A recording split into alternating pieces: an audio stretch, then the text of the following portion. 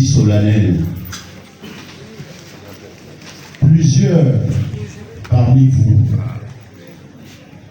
plusieurs autres ne seront pas des nôtres cet après-midi, auraient bien voulu voir ce que nous avons vécu dans la nuit du 30 août 2023.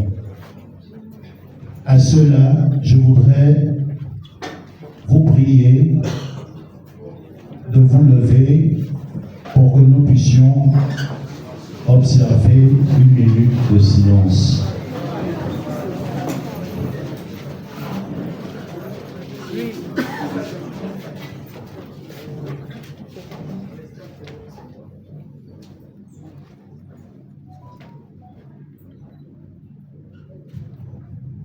Je vous remercie.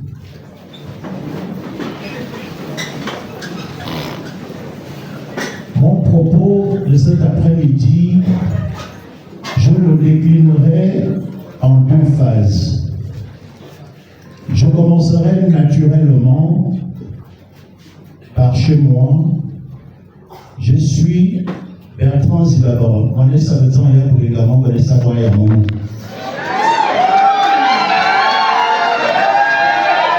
À ce titre, je vais m'adresser aux miens, aux hommes et femmes de ma province, en réponse à tout ce qui se fait chez nous, qui se dit chez nous depuis le coup de la libération. Ensuite, j'évoquerai naturellement l'actualité politique de notre pays pour notre vivre ensemble, qui cette actualité, elle, sera séquencée de quelques chapitres. Immédiatement, en ce qui concerne ma province natale, le Wellington, le Grand Nord, Zéhékam, nous avons un des 10 fils gabonais qui a libéré notre peuple. Il a un qui est chez nous, donc il est en réalité du Wellington. J'ai nommé Brice Luther Onidi Nguema.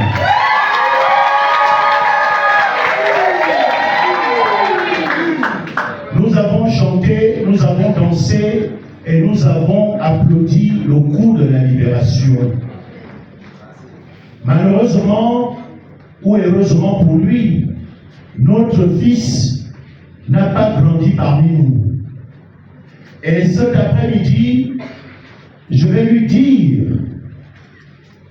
quel est en réalité l'esprit de mon enfant. Quel est en réalité l'esprit du Gabonais? C'est un esprit de vérité, c'est un esprit de justice, c'est quelqu'un à qui vous pouvez tout donner, mais si vous lui enlevez le plus important, sa dignité, il vous le fera à l'envers.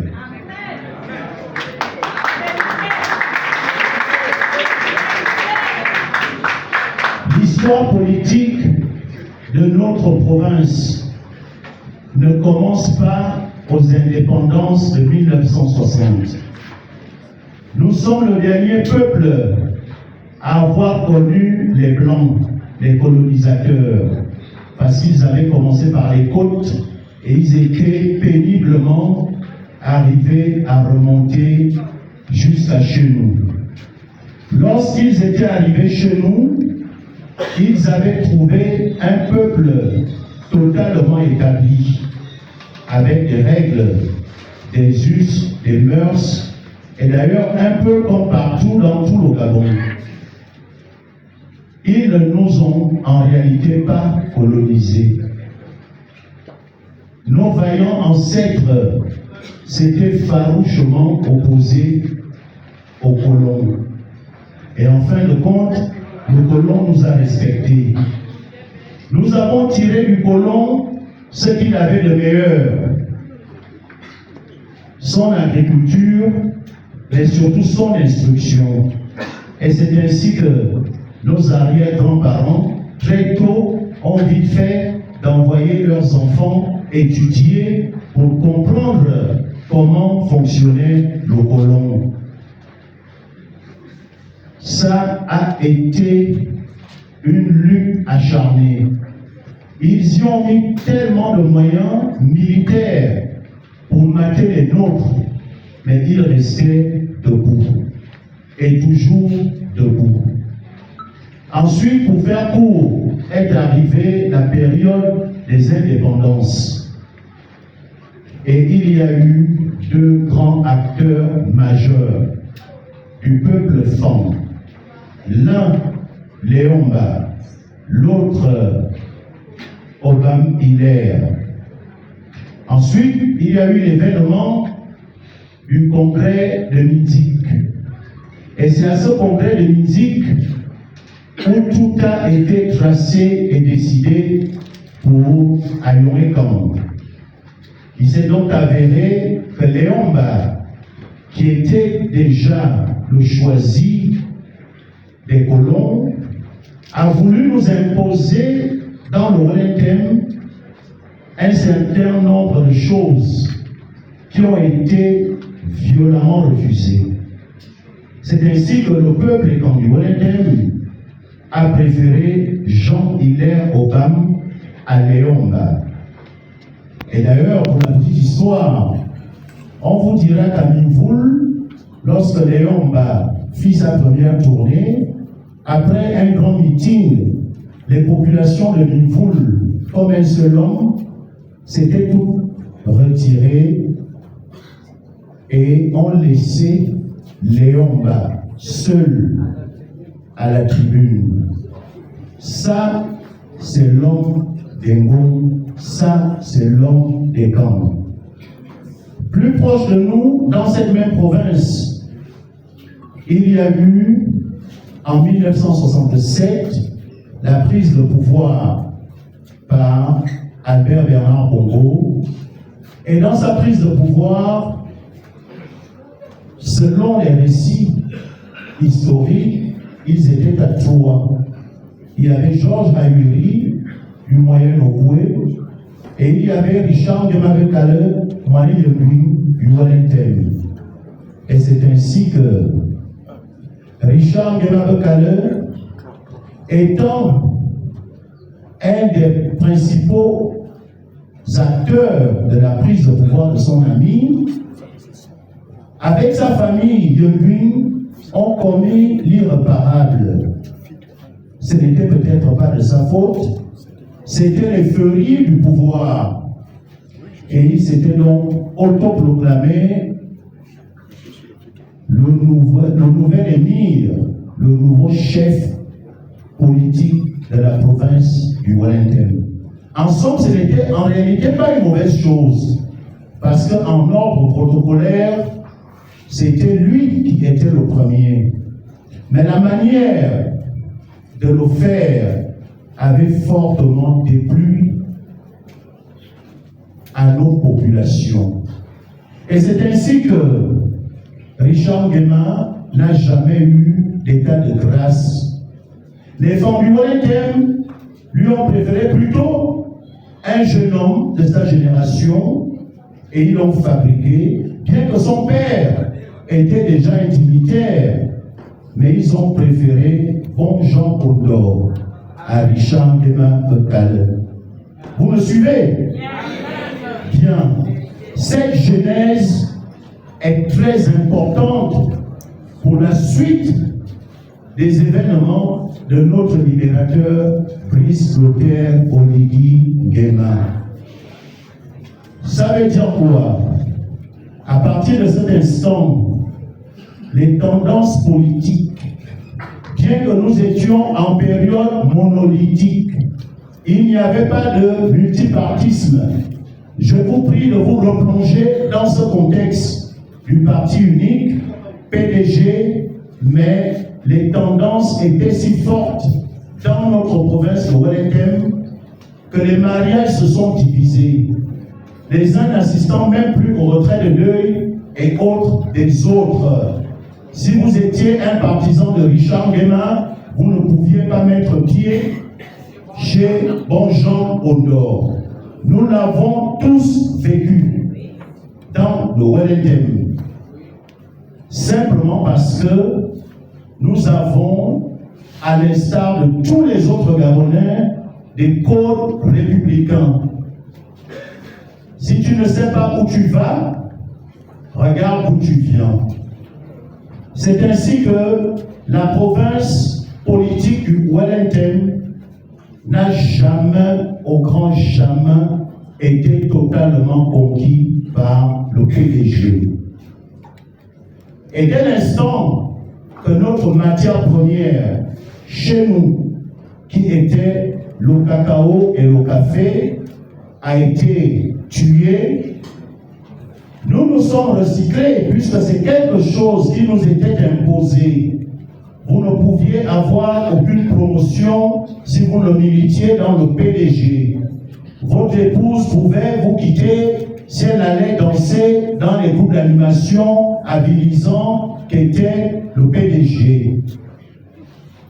Et puisqu'il fallait absolument reconquérir le Wellington, ou du moins conquérir le Wellington, nos sages, nos vieux, ont dit, bon, ben d'accord, puisque pendant les périodes de campagne, vous nous déversez tout notre dû. Mais nous, dorénavant, allons vous le faire à la renverse. C'est ainsi que des expressions comme Abobo, Yenyoa se tient encore bova, Binefa Yawa, Omar Bongo, Yenebe, tous ces slogans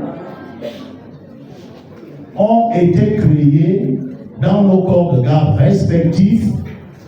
Et vous veniez faire campagne, vous laissiez des milliards, des millions. Pour ceux qui n'entendent pas ce que je vais dire, Abobo voudrait dire c'est assuré.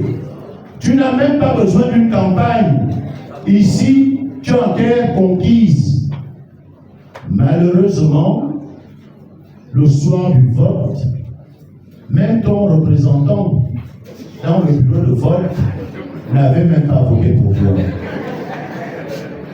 Même ta propre mère, dans la cuisine, disait Yenide, Maabou, Abobo. Celle qui t'avait dit Abobo un jour avant le scrutin, le jour du vote, ne te dit même plus bonjour. Ali Bongo Ondimba, pendant ses 14 ans de règne, a tout fait pour conquérir le Grand Nord et le Gabon dans sa généralité. Il nous a dotés de 2 premiers ministres. 2. Raymond Donsima et Daniel Onando. Ils sont issus du Wellington. Il y a nommé plusieurs ministres. Il y a mis énormément de moyens. Mais au final, le syndrome Abobo l'a toujours rattrapé. Et c'est ainsi que le 30 août a été une date définitive dans nos cœurs et dans notre histoire. Les militaires, oui, c'est vrai, nous ont libérés, mais c'est d'abord et avant tout le flux collectif de tous les Gabonais, de ceux qui ont perdu leur vie, de ceux que je vois dans cette salle, ces syndicats qui se faisaient malmener au quotidien, ces personnes qui, à la prise de pouvoir d'Ali en 2009, ont perdu leurs emplois et ne les y ont plus jamais retrouvés. Ceux-là qui sont morts au soir du bombardement du QG, j'étais présent et ce fut un carnage. On compare, certains experts militaires disent, le bombardement du QG de Jean-Ping est l'équivalent d'un mois de guerre en munitions en Ukraine. C'est vous dire la cruauté, la bestialité avec laquelle nous avons été massacrés. Je ne reviendrai pas sur mon histoire personnelle, parce que je suis pris le premier, mis dans une fosse septique, j'étais en prison, 3 communs, je vous passe les détails. Et nous avons, comme un seul homme, accueilli la libération par nos frères d'armes. Nous l'avons autant plus applaudi que nous n'avions plus aucun espoir. C'était soit une guerre civile, parce que nous étions décidés, et nos espérances de vie respectives, pour nous qui étions alternance 2023, principalement moi, qui fus l'un des meneurs, mon espérance de vie n'était plus au-delà d'une semaine. Parce que je savais ce qui se disait au palais pour Ali Bongo et son épouse et son fils Noureddine, et Sylvia c'était Zibi, c'est plus la prison, c'est la mort. C'est ce qui m'était destiné. Et nous avons bataillé avec tout ce que vous pouvez vous imaginer comme difficulté, mais fermement. Et nous y sommes arrivés et les militaires nous ont libérés. Peuple gabonais, pour nous, il ne s'agit simplement que d'abord assainir le village du chef de l'État. Le président Brice Clotaire Oligui Nguema est originaire de la province du Wellington. Abomi Wellington,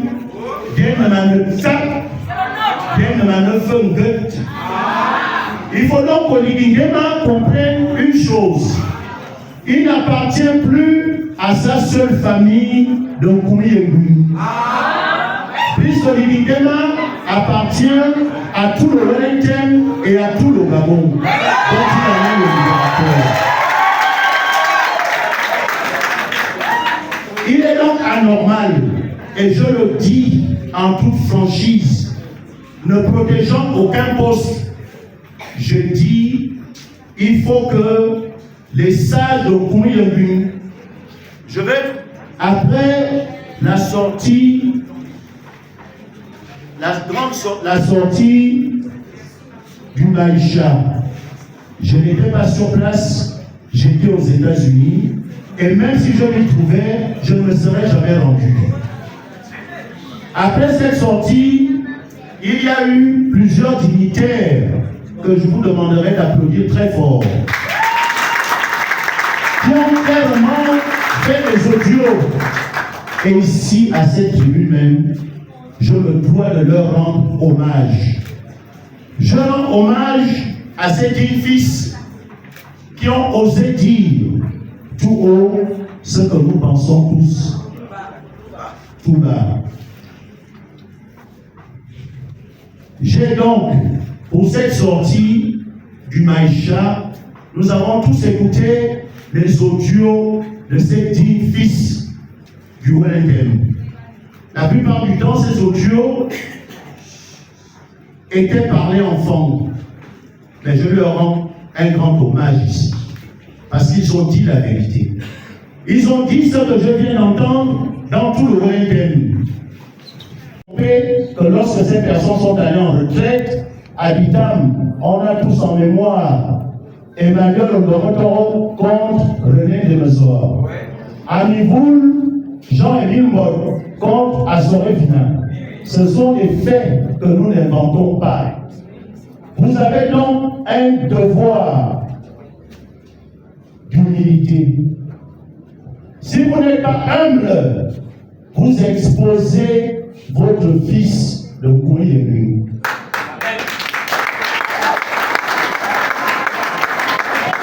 Faites en sorte, personne ne peut plus changer ce que Dieu a décidé pour lui. Qu'il naisse dans votre famille. Soyez humble. Soyez respectueux. Cela ne fera que vous grandir. Parce qu'un adage dit, l'humilité précède la gloire.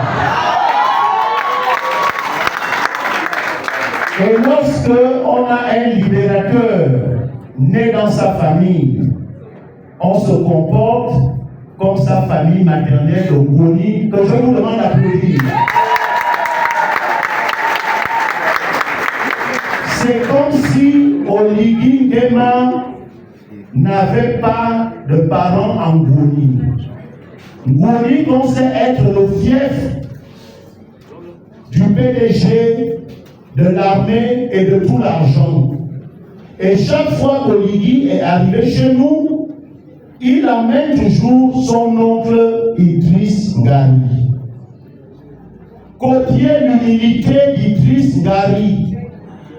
Ne levez pas les épaules, parce que le Wellington se fera un plaisir de vous les abaisser.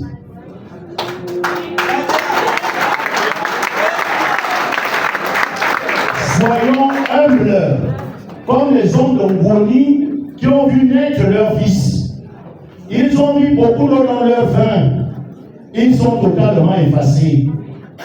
Or, Adjola Swadze, Zachodi, Zachamedi,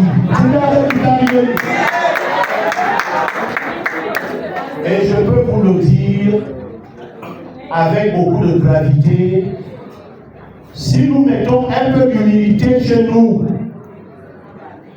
vous verrez ce que cette province fera de son fils. Brice Oligui Nguema a été fait à Komamba, chez nous. Mais pour comprendre, si vous n'êtes pas initié, ou si on ne vous explique pas réellement les subtilités du fait, vous allez aller dans tous les sens. Et même à Komamba, il est allé au but, il est revenu, et la guerre part de là. À nous, quelqu'un lui avait dit, on nous manait beaucoup. Et chez nous les femmes, ça ne joue pas. Le même à Komamba que nous avons aujourd'hui, Priscoter Oligui Nguema, en 2004, Omar Bongo, par les mêmes escrocs politiques, ils avaient fait d'Omar Bongo à Komamba. Mais une semaine après, un communiqué ministériel, gouvernemental, est venu interdire toute appellation d'Omar Bongo en Komamba. Allez-y savoir ce qu'Omar Bongo avait vu au palais pour qu'on interdise ce nom. Donc, si vous n'avez pas les codes de notre politique, si vous n'êtes entouré que de personnes qui vivent dans un fantasme, ils vous emmèneront toujours tout droit dans l'erreur, la déprime, et vous en paierez cash ces erreurs. Les vieux de chez nous, que ce soit nos pygmées, que ce soit tous les autres, nous disent au Wellington, nous n'avons aucun problème avec Priscoter Oligui Nguema et nous n'en aurons jamais. Ils nous disent plutôt, Wanatom, soyez intelligents. Comment comprendre que l'on invita toute la population du Wellington et au Présidium, on est retrouvé que ceux-là qui sont totalement vomis. Est-ce qu'à leur époque, ils auraient accepté, lorsque eux étaient aux affaires, Premier ministre,